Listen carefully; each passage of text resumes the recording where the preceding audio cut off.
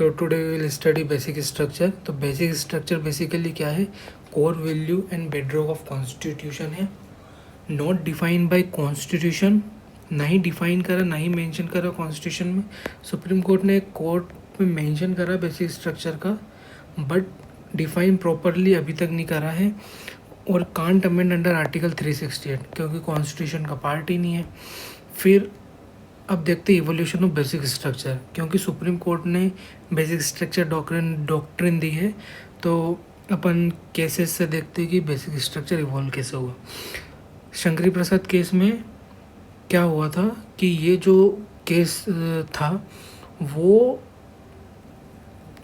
First constitutional amendment act के against था और ये क्या था? लैंड रिफॉर्म से रिलेटेड था।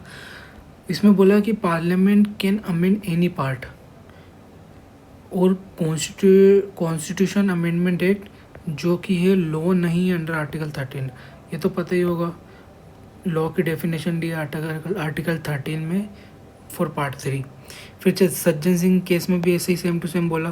फिर गोलकनाथ केस आया, उसमें बोला कि फंडामेंटल राइट जो है ट्रांसेंडेंटल है, इम्यूटेबल है और ये अमेंड नहीं करी जा सकती है। और जो कॉन्स्टिट्यूशन अमेंडमेंट एक्ट है वो लॉ है आर्टिकल 13 के अंडर। फिर इसके रिएक्शन में 24th अमेंडमेंट एक्ट आ गया, उसमें आर्टिकल 360 और 13 को ही अमेंड कर दिया और पार्लियामेंट को ये पावर मिल गई कि वो कोई सा भी फंडामेंटल राइट आपसे छीन सकती है। और ऐसा बोला इसमें कि जो कॉन्स्टिट्यूशन अमेंडमेंट एक्ट है वो आर्टिकल 368 के अंदर नहीं आएगा। फिर इसके रेफरेंस में Kesavananda Bharati case, iconic case आया, उसमें जो 24th कॉन्स्टिट्यूशन अमेंडमेंट एक्ट था उसको वैलिड ठहराया सुप्रीम कोर्ट ने और बोला कि Parliament is power to amend fundamental right also. पर यहाँ पर उन्होंने बेसिक स्ट्रक्चर डॉक्ट्रिन का इंट्रोडक्शन कर दिया और बोला कि आप बेसिक स्ट्रक्चर को अमेंड नहीं कर सकते, आप पूरा कॉन्स्टिट्यूशन अमेंड कर सकते हो पर बेसिक स्ट्रक्चर अमेंड नहीं कर सकते।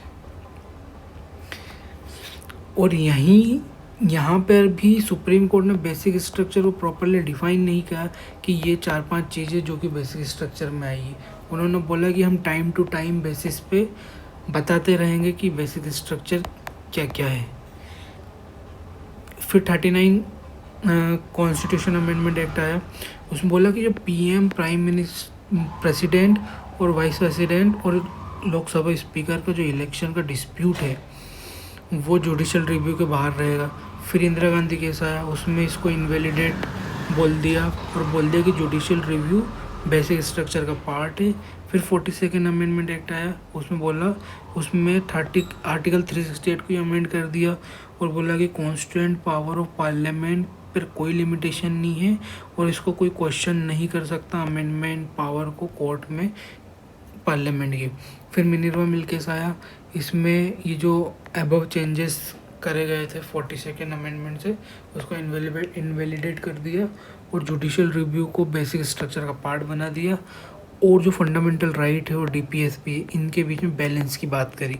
फिर मोहन राव केस आया, उसमें बोला कि बेसिक स्ट्रक्चर डॉक्ट्रिन जो है हर वो कॉन्स्टिट्यूशन अमेंडमेंट एक्ट पे लगेगी जो कि 24 अप्रैल 1973 के बाद का। अब यही डेट क्यों? क्योंकि यही वो डेट थी जिस दिन केशवानंद भारती केस का जजमेंट आया था और इसी दिन जुडिशल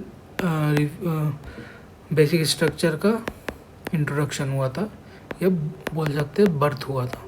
फिर आयर कोहेलो केस आया, उसमें बोला कि कोई सा भी लॉ हो इंक्लूडिंग 9th शेड्यूल वो है open to judicial review violate basic structure.